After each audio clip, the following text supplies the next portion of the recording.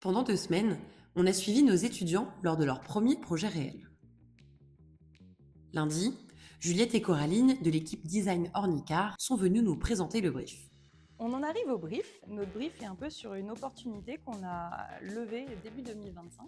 Leur problématique a été de trouver comment créer du lien entre parents et enfants dans cette étape clé qu'est l'apprentissage de la conduite et l'obtention du permis de conduire. On a ensuite échangé avec elles sur leurs attentes et les objectifs pédagogiques du projet. Pour l'avoir vécu de mon côté, le point le plus important, c'est d'apprendre une méthodologie, d'apprendre les étapes aussi par lesquelles il peut passer à partir du moment où il récupère sa problématique jusqu'au moment où il délivre une solution. Et du coup, moi je pense que ce cas, c'est un bon cas pour apprendre à converger. On parle souvent de la méthodologie du double diamant et le plus dur en fait c'est de converger à la fin. Et je pense que là, justement, il va falloir qu'ils sachent prendre les bonnes décisions. Avoir un projet réel versus un projet fictif, ça déjà rend le travail beaucoup plus concret. Ça va être beaucoup plus parlant également en termes de problématiques, puisque c'est des sujets qui sont probablement actuels pour l'entreprise qui vient présenter son business case. Ça permet aussi d'avoir l'impression d'être utile aussi dans sa recherche. Ce qui fait que j'aime trop à chaque fois venir aux restitutions, c'est que j'aime trop voir comment les étudiants se sont amusés avec notre sujet. Ils s'amusent sur les protos, ils s'amusent sur les idées de fonctionnalité. Donc ça, c'est très cool. J'aime bien aussi de voir à quel point ils peuvent des fois challenger. C'est des sujets sur lesquels on bosse en ce moment et ça apporte des fois un regard nouveau.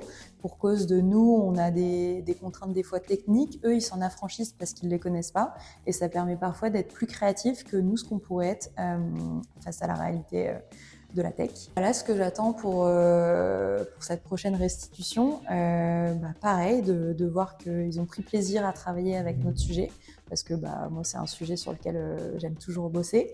Et puis de voir les idées novatrices qu'ils vont pouvoir nous apporter.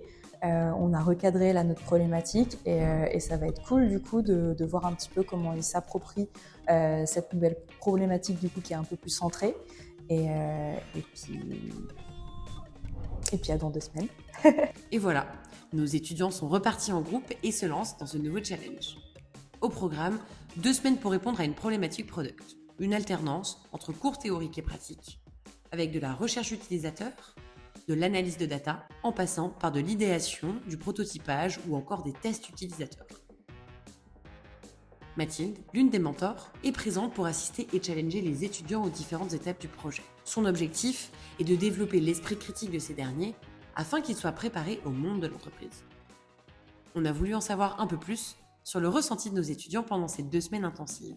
Alors, on a discuté avec 2 d'entre elles pour recueillir leurs impressions et leurs apprentissages. C'est top d'avoir un projet en conditions réelles parce que ça permet de déjà préparer le niveau d'attente qu'on peut avoir à la sortie du bootcamp.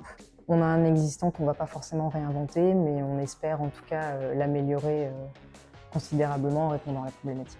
J'ai appris beaucoup de best practices à avoir, que ce soit en termes de craft sur les fichiers, mais aussi en termes de communication. Là, ce que j'ai trouvé hyper challengeant, c'est de couvrir vraiment tout le scope du double diamant. Beaucoup de choses à faire, mais en même temps très excitant de voir la solution émerger et prendre forme. Mon apprentissage, il passe aussi beaucoup avec le fait de travailler en groupe et le fait de s'apporter des compétences mutuellement, sans que ce soit quelque chose que j'avais complètement imaginé que ça me manquait. Et du coup, là, c'est vrai que passer 2 semaines tous les jours avec les 2 mêmes personnes, c'est un challenge du coup qui est nouveau pour moi, mais je suis vraiment soulagée et contente parce que ça se passe hyper bien. Dès le début, on a instauré un climat de communication et d'encouragement, de motivation mutuelle qui nous aide vraiment à communiquer et à s'aligner même dans les décisions de produits. Moi, j'ai beaucoup à apprendre sur la partie recherche utilisateur. Je trouve ça assez costaud, mine de rien. La posture à tenir, c'est quelque chose d'assez nouveau et pas forcément très